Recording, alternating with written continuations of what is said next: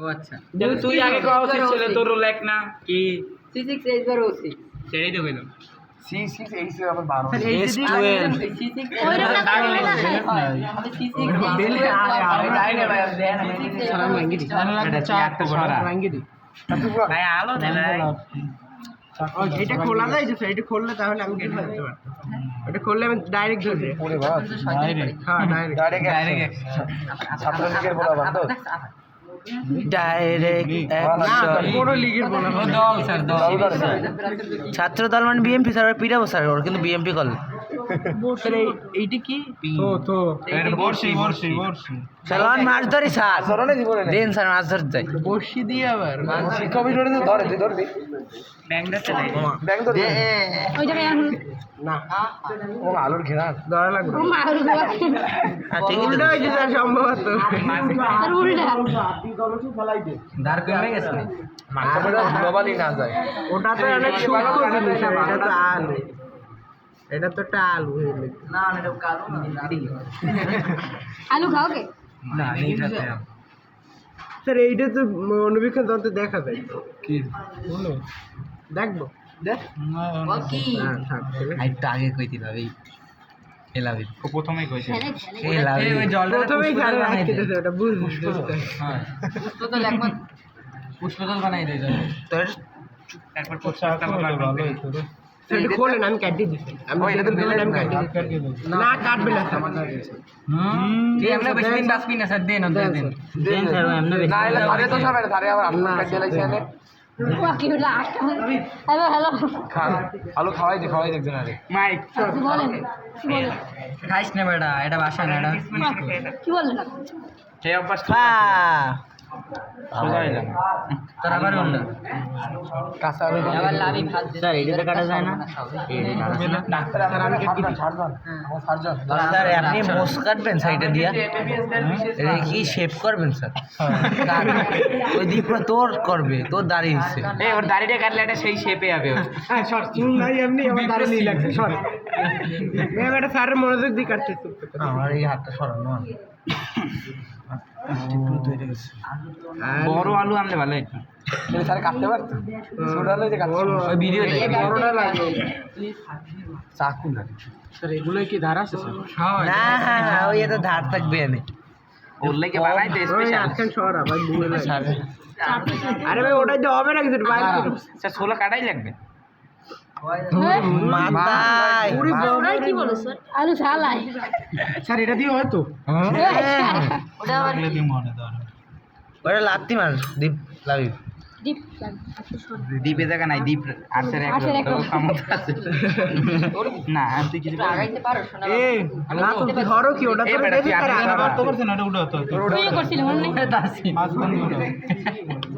Sir ও আবার মেকারি ভালো পারে এই দিক দিয়ে আমি খুঁজছি দিদার এই বেটা আমি সামনে আছি আমার সামনে দাঁড়া ভাই একটু দাঁড়া মনে করো এটা তরমুজ দাঁড়াই আছে তরমুজ কাটকে চেক করে বাসায় নিতে ওই আসে তো ওলা বিদ্যুৎ বাবা একটা ভাই ভিতরে লাল না শাক বাবা বলে জান পাশে চার বেটা আলাই দিন এটা পাড়ে শর্ট দিলে বাবা পাড়ে শর্ট বাবা পাড়ে শর্ট দিলে দেখ এ ওর কথাটা বলতেই হবে বাবাই কামে না দেখবেন স্যার পাড়ে শর্ট দিলে পাড়ে শর্ট দিলে দেখবেন না ভাই গেলে স্যার পিছন দিয়ে মানুষে গুতাই এটা দিয়ে উঠেন ধরো স্যার এখন এটা দিয়ে উঠেন ধরো এই বেটা গুতাইস না ম্যাঙ্গো আরে বেটা এইটা দিয়ে উড়াই গেলাম এই বেটা গুতাও কে আমরা আম খাবো ওটা দিয়ে উঠে না ভাই ওটা বড় ওটা দিয়ে ও ও নিজে একজনের মুখে দিয়ে দে লাভি লাভি একজনের মুখে একটু একটু দিয়ে দে শরীরের আলু টেস্ট করি কাঁচা আলু কেমন আমি বলছি এক ফটো দিয়ে দিয়ে পড় সবাই সাইলেন্টই ওর কথা শুনছে মোটামুটি হাফ ইঞ্চির মতো ফাঁকা থাকে আমরা আপনি বুঝতে পারলেন স্যার ওটা চিনি দিয়ে দেবে ও কাকাম দেয় না। এখন বুঝছি এখন বুঝছি